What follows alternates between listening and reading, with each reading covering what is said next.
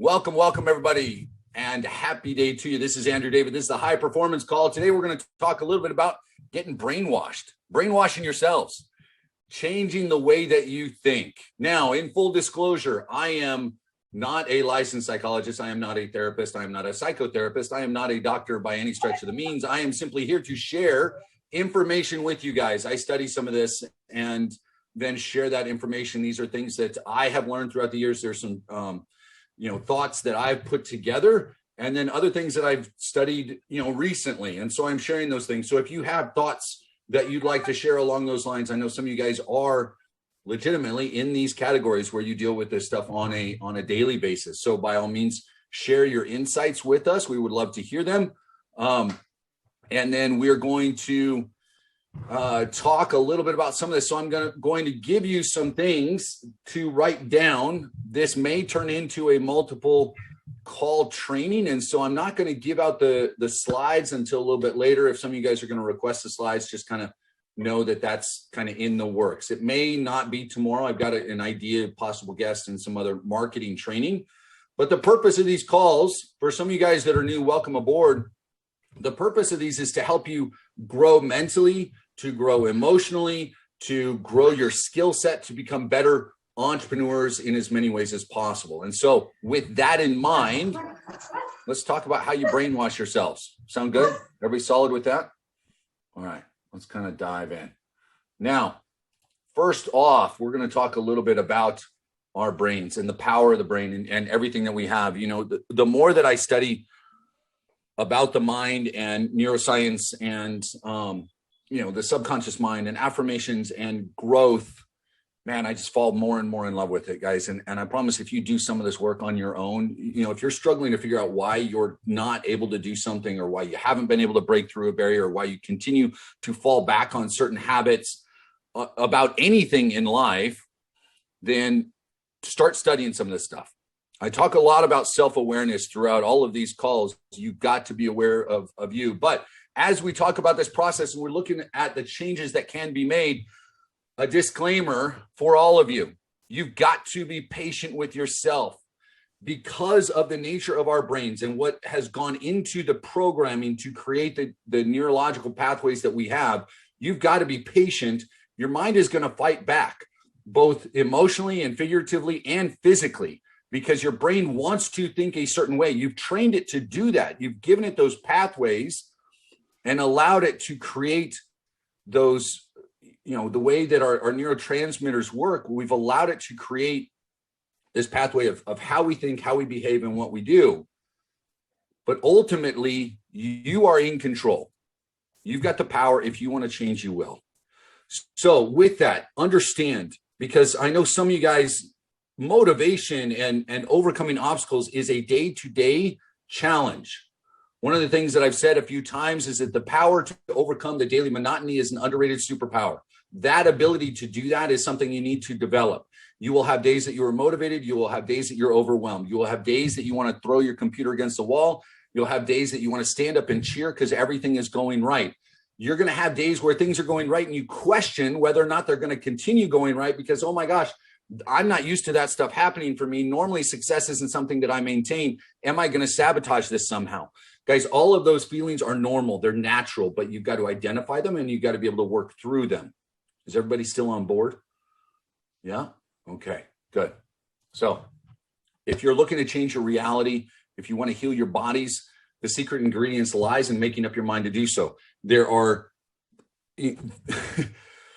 so many examples, so much evidence of people that have overcome illness, people that have overcome circumstance, people that have overcome injury simply by the power of their mind and the power of their will, right?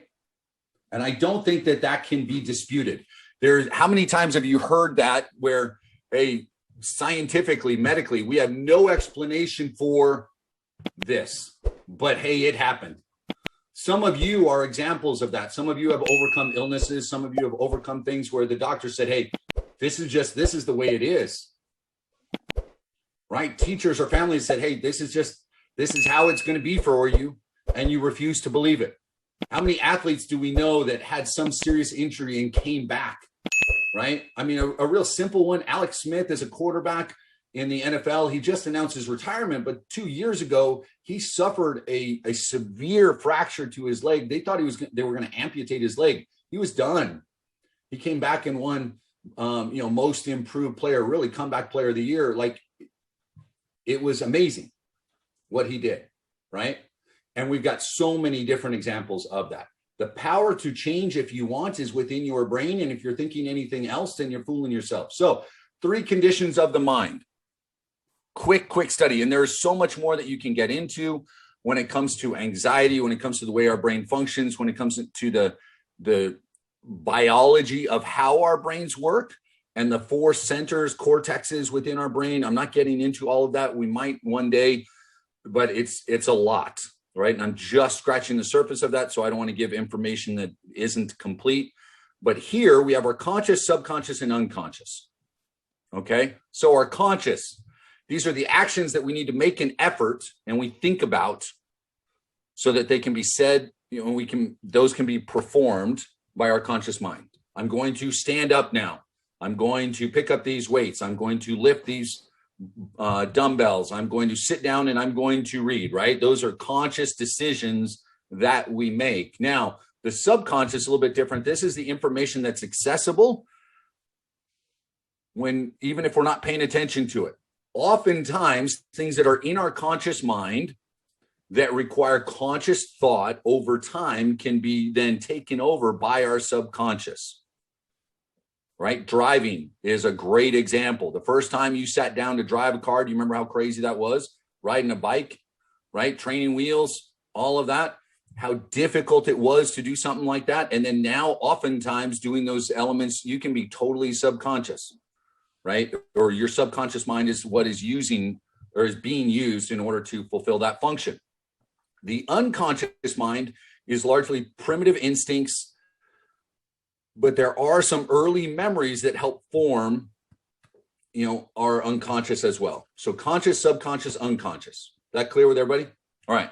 So since we're dealing a little bit more with our subconscious, these have a huge impact on our self-esteem, our self-worth, success, business, fear, love, relationships, spirituality, all of these areas of life.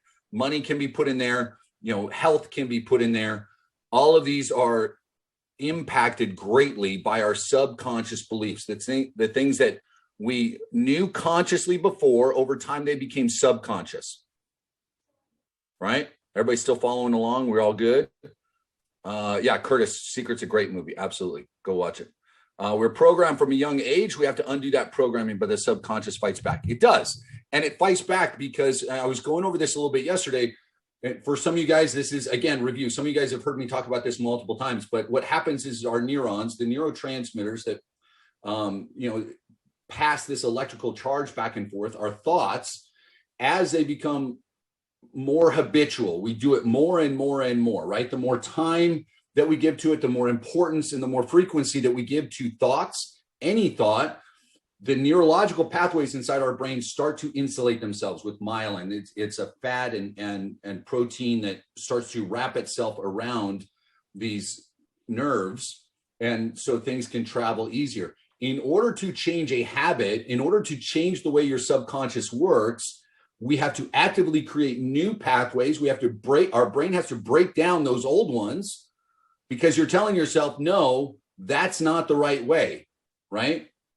So what happens is we've got different ways. And so another time we'll talk about kind of the pathways that we feel anxiety or fear. And there's certain pathways in your brain where that fear is attached to the amygdala?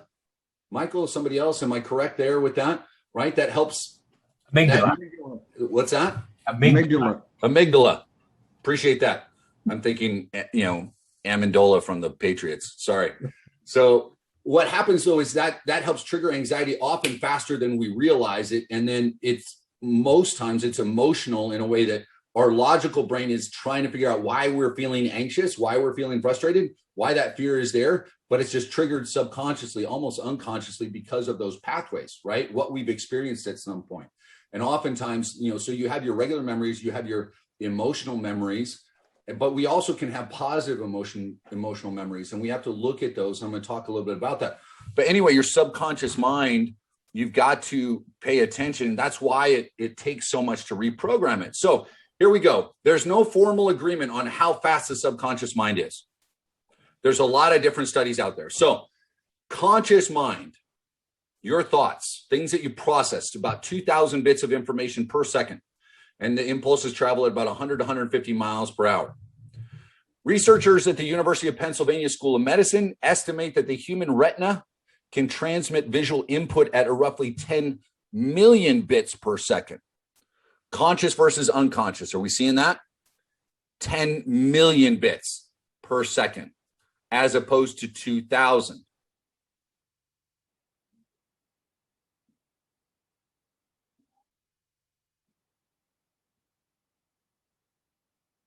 Sorry, I don't know how that happened.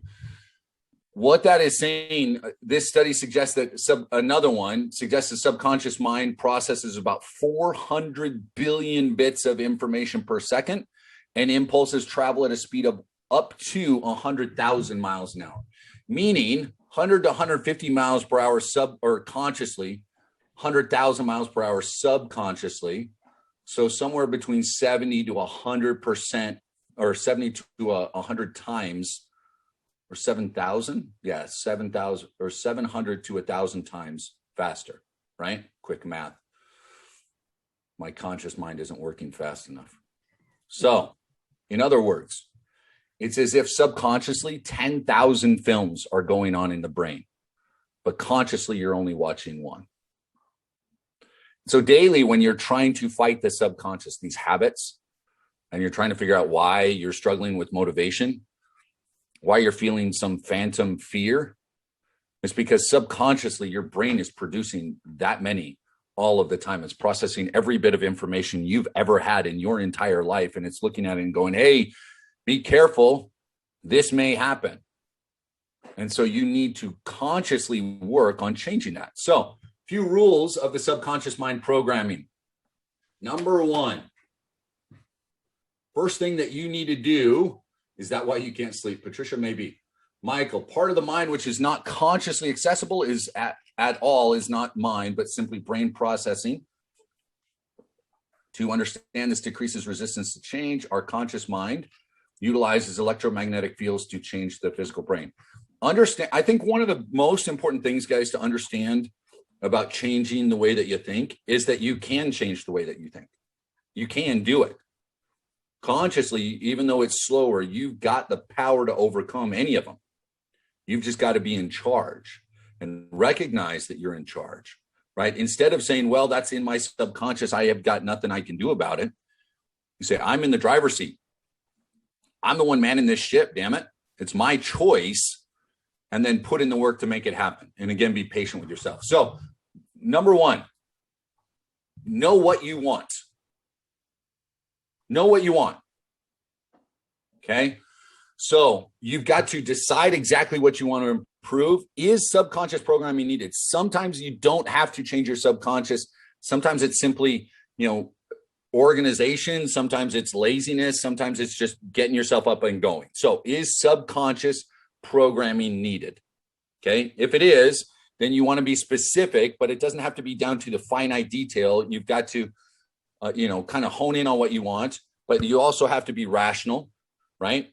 I can't say I want to fly, but if I want to be a skydiver, that's okay. Or I want the bravery to be able to do that. If I'm looking for success, then I need to identify what that looks like. But sitting down and saying, I want to be the richest man in the world in 5 years, you got to be real with what your request is going to be. Yep, Michael, that's the key. I can use my brain to change my brain. Absolutely, 100%.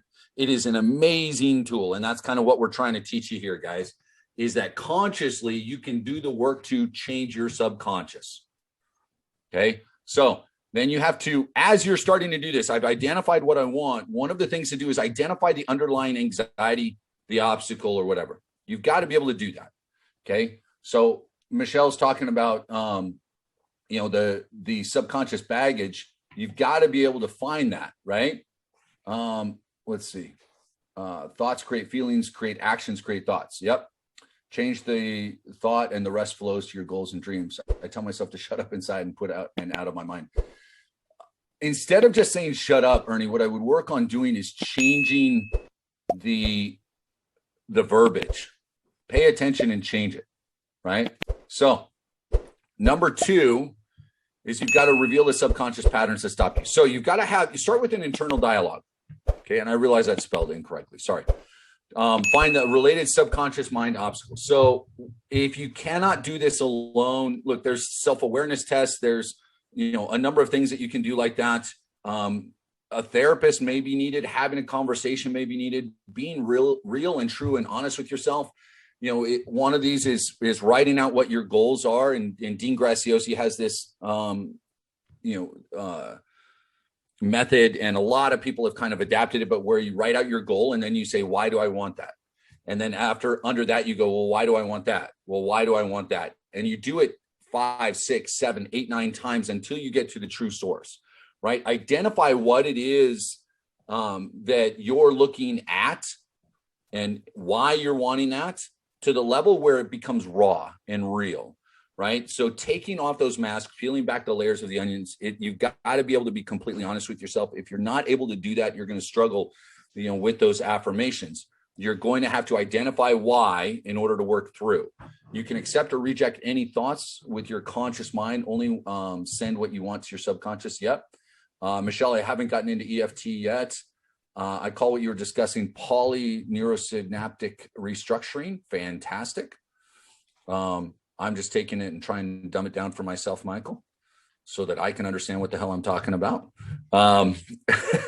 So we become what we think about most of the time. Absolutely. Your thoughts create, your actions create habits create character. All of this creates who you are. So you've got to reveal the subconscious patterns. Now you've got to be able to, here's an easy question. What's preventing me from getting X?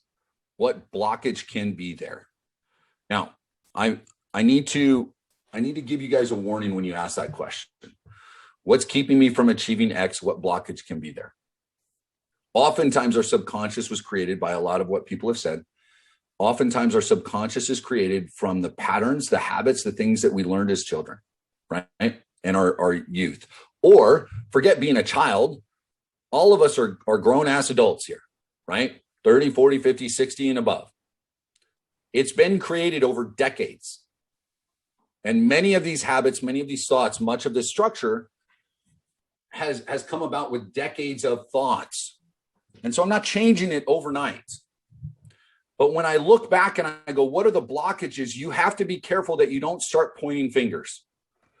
Identify a moment, identify what happened. Maybe it was your parent. Maybe it was someone in clergy, at school, a partner, a lover, a friend, a teacher, whatever. Maybe that's what helped trigger it.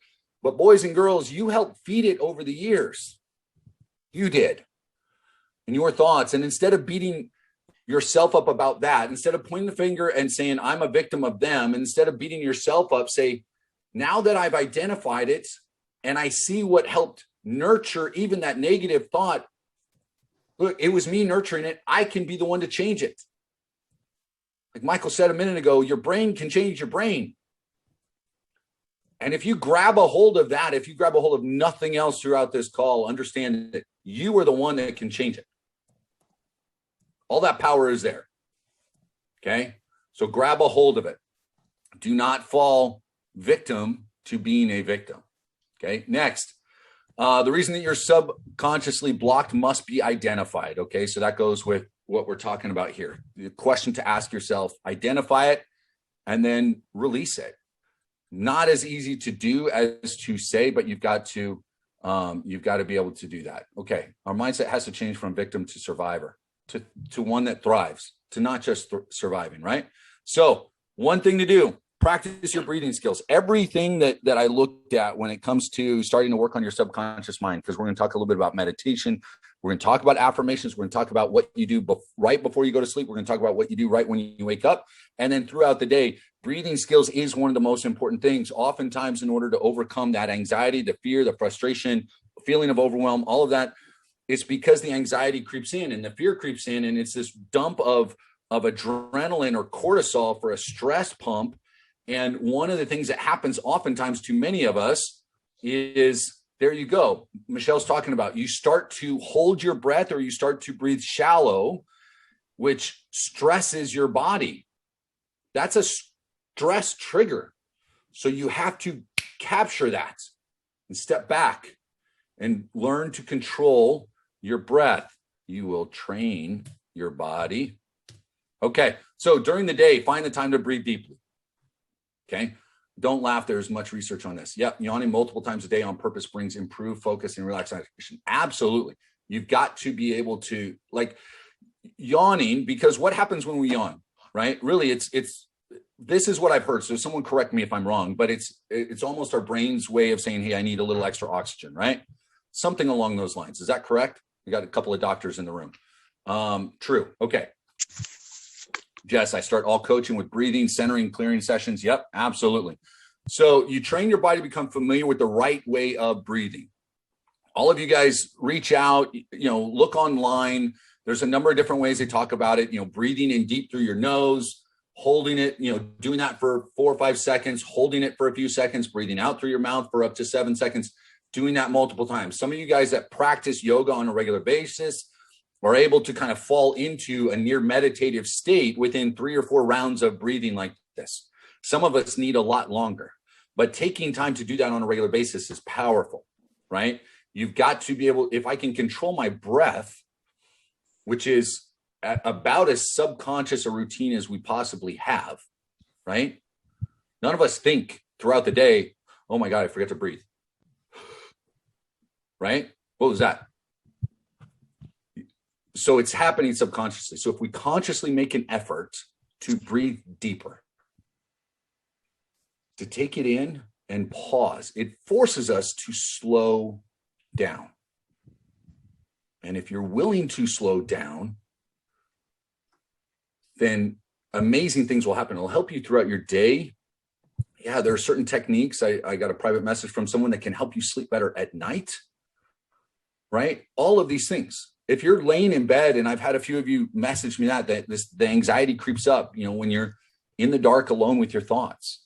This is the perfect time to start to reprogram your subconscious mind, because this is when you get to kind of the alpha waves of brains. And again, I'll do more studies so I can speak on this with a bit more authority, but essentially when you're getting close to sleep, when you're in that time frame in between fully awake and fully asleep, both in the morning and at night, and your brain is rolling on a slightly different wave, that's the time that a lot of us feel extra anxiety. When you're laying in bed and you just can't shut your brain off. That's the time that you need to consciously work to improve your subconscious. Okay. That's a great time, but a lot of that starts with breathing. Okay. So yes, I would be interested in hearing more about that. I just got a private message from someone. So it's been amazingly helpful when I can catch myself to focus on my breath. Absolutely. The more I do it, the more it becomes a habit. Same with all of us, right? And yeah, if we could teach it in kindergartens, if you could teach it to friends, family members, if you just do it, right? But do it in a positive way. When I was a kid growing up, if I saw my dad stop to breathe and breathe in deeply and slowly, that was the time that you left the room. Like, I'm getting out of here, right? Oh my gosh, watch out. It's about to get real. So what you need to do is practice that for yourself. Okay, so let's kind of look a little bit more about this. Typically, again, only takes a couple of minutes. Everybody study your breathing.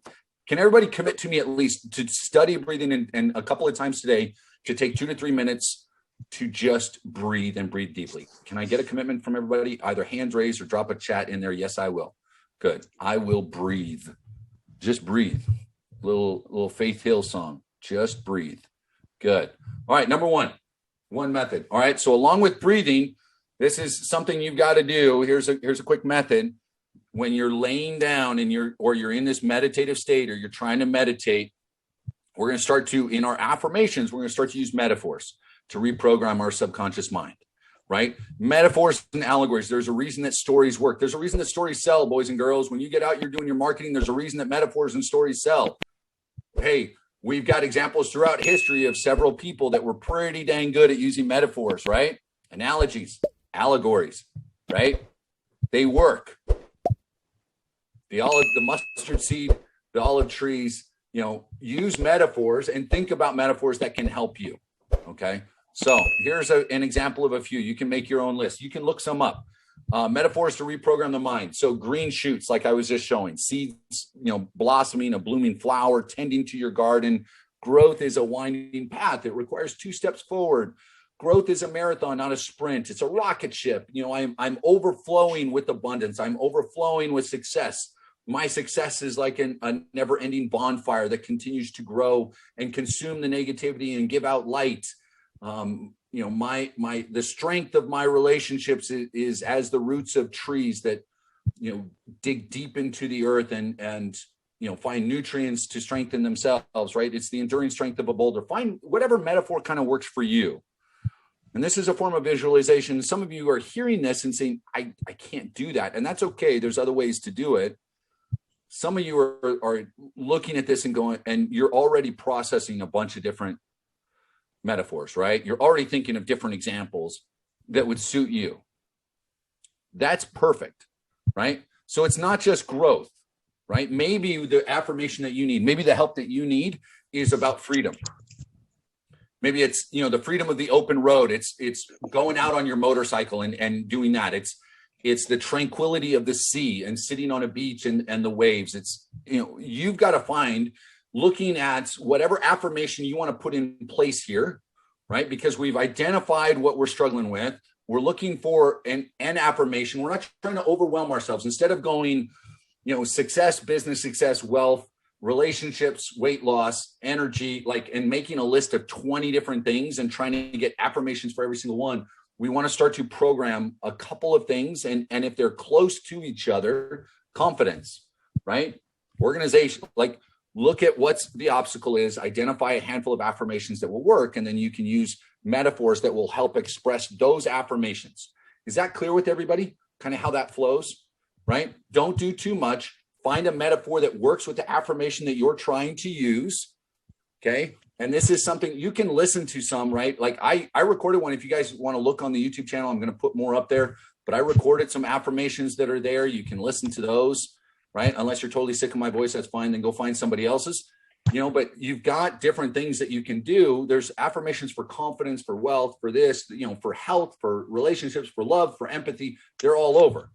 Okay. So I used to tell my patients that the true underlying problem is that they are living an unworkable life story. Yeah, absolutely. You need to be able to, and we've talked about this, you need to be the superhero in your own story. You've got to create the narrative in your life, right? So relaxing music before sleep. So the affirmations go with music, right? And there's different kind of megahertz and, the right wavelengths and this and that, but find something that's relaxing for you.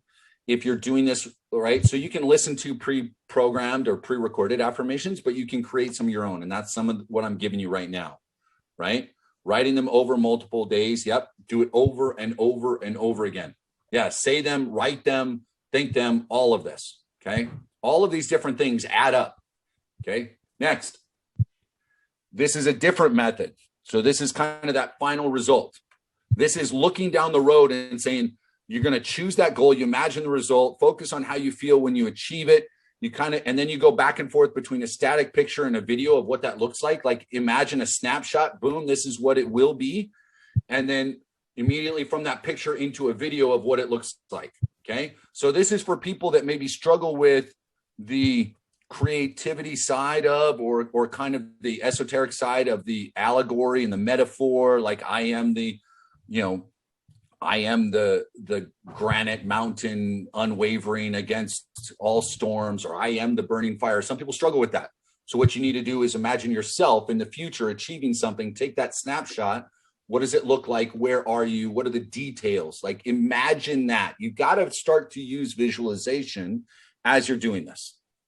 Okay. So does everybody kind of understand the two methods? You're still using music. We're still relaxed, meditating, breathing, laying in bed, but we're bringing positivity in. This takes time. And there will be days that you don't want to do it. And you've got to continue to do it because we've got to break down the old neurological pathways. And this isn't just a habit that we're changing, guys. So we talked about that the other day where it's, it's 18 to 265 days to change a habit. look, this is 4 weeks to 90 days to forever, because we're going to start to rotate those affirmations and what we're working on, but we're trying to bring positive change. Minimum 30 days, Curtis. Depending on what it is, it may be, 4, 5, 6 times that. And this is where you get to decide, am I going to give up because I've got to keep doing this? Is this too much? Is it worth it for me? And I laugh when people say, I just don't think I can do it. I'm just not, I know I'm not going to see it through. Well, damn it. You've been working in the same dead end career, bouncing between 4 or 5 jobs for the last 20 years, bitching and moaning about how much that sucks. You can't try and do something positive for yourself. Come on now. And we all have to do it, right? I get amped up about some of this stuff because in my subconscious is, Andrew, this is you too. Get it done, change, make it happen. And you can, and you should. So along these lines, one more quick method for you. You've got your metaphor. We've got our final result option. And now we've got our Phoenix moment. Use your Phoenix moment as an anchor to harness the subconscious mind. And some of you guys are still fairly new. You haven't heard me talk about this. I did a training. You can go on YouTube. You can find the whole thing. I'm going to give you a quick rundown of what your Phoenix moment is. And this is something you guys need to think about on a consistent basis, even if you're doing the other 2 methods. This one for me is powerful. I use the other 2, but this is the one that helps trigger, especially during the day, when I'm trying to get myself in a better space. This is something that I do. So I'm going to go through this quick, guys. Now, imagine a time in your life when you accomplished or did something that made you feel absolutely incredible. I'm going to ask some of you that have been on for a little bit that already know what I'm talking about here, or if you're already picking up what I'm talking about, start to share some of these in the comments for me, in the chat. A time where you felt empowered, confident, happy, full of energy, something that you accomplished because you put your mind into. Okay, so this isn't when your child graduated. Okay, it's not that. It's an amazing moment that you accomplished because you put in the time and energy, but it's the moment, not the full buildup. It's a time in your life when you were a kid, when you hit a home run, when you aced a test. Maybe you walked away from a job that was great. Maybe it was closing a deal and getting the big check. So like the moment that they signed or the moment that you got paid, it was the moment, with my fiance kneeling down in Central Park, asking her and her saying yes in Shakespeare's Garden, like that moment, or the first time speaking on stage or doing something you never, like what was the Phoenix moment for you? Does anybody have any? If you've got some, do me a favor, share them in the chat. Let me know. And I've given some of these examples. It was, running down, the track and from behind in the 4x1 relay and passing the guy in front of me and just feeling that burst of speed. Ernie, there you go. Ontario hockey champs. So the question is what was the moment though, Ernie? Was it, when the final buzzer, sounded and you guys realized that you had won? Maybe it's that moment that you hit the home run and that swing came through and you felt the ball connect and you knew it was gone.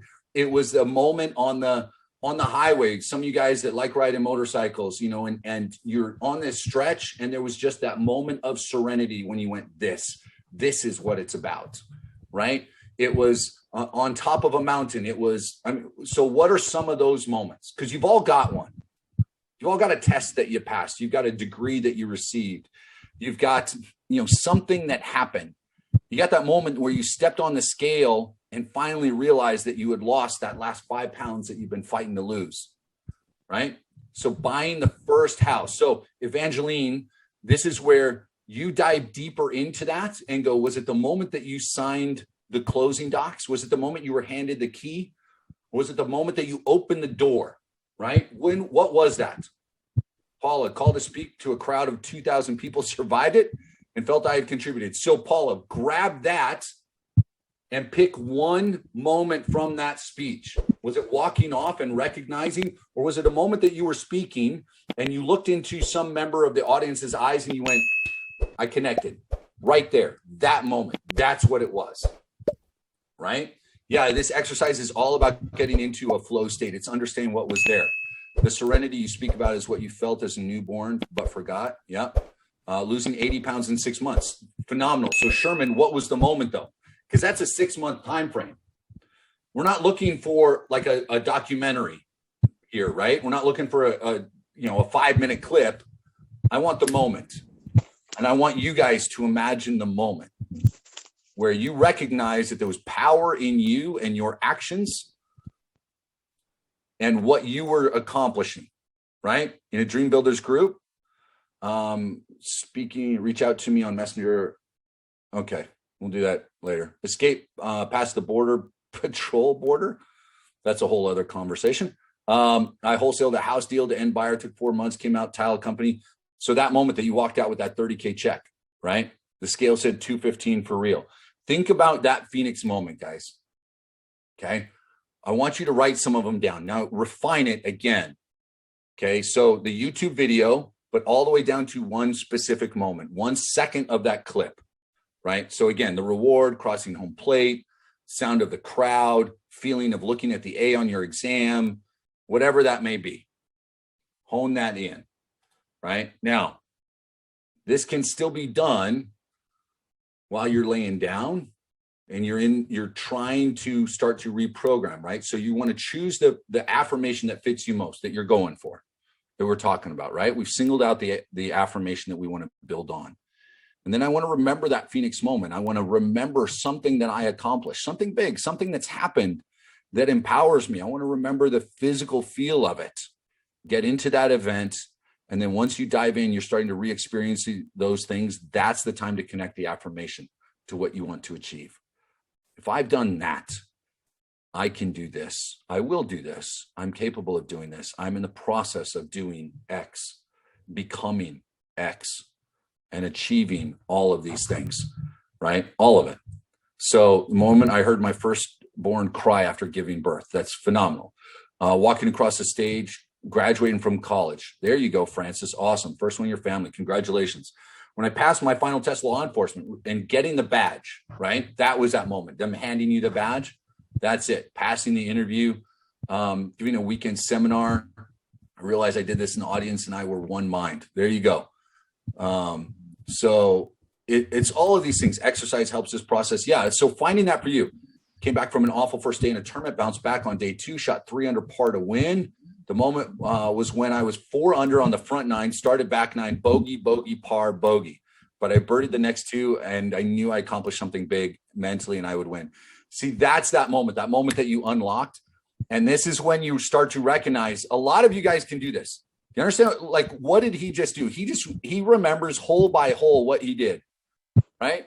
For some of you guys, like, I can remember that at bat that I had. I remember who was on base. I was 15 years old, state all-star tournament, batting 5th. We're down by 3 that inning, 2 people on, 3-1 count. And I went, he's going to try and groove a fastball. And if he's anywhere here, he's done.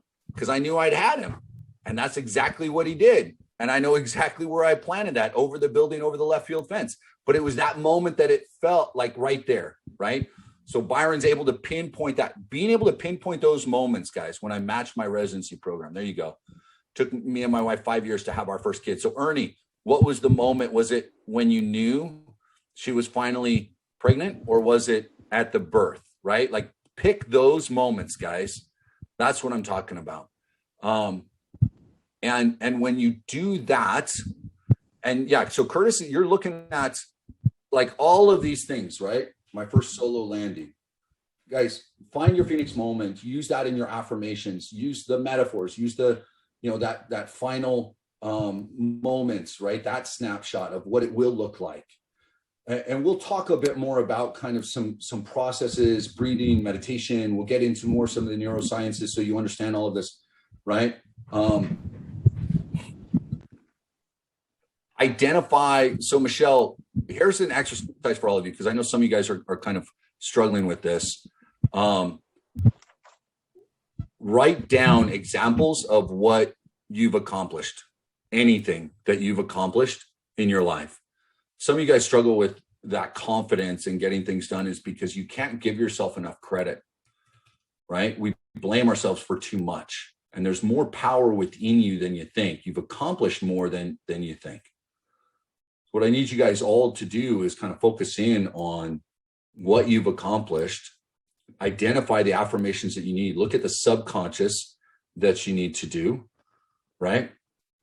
And the work that you need to put in, but understand that the power is in your hands. That you may need a therapist, you may need help, you may need a friend in different ways. But please, with all of you, understand that the power is in your hands and you are capable of more than you can possibly imagine. Sometimes people say, well, I'm just not sure what I can do. And I say, I agree. I guarantee you're underestimating yourself. All of you, go out, find your Phoenix moments, identify what you want to do, and go be the Phoenixes that you are. Love you guys. I will talk with you tomorrow. Come back ready to roll.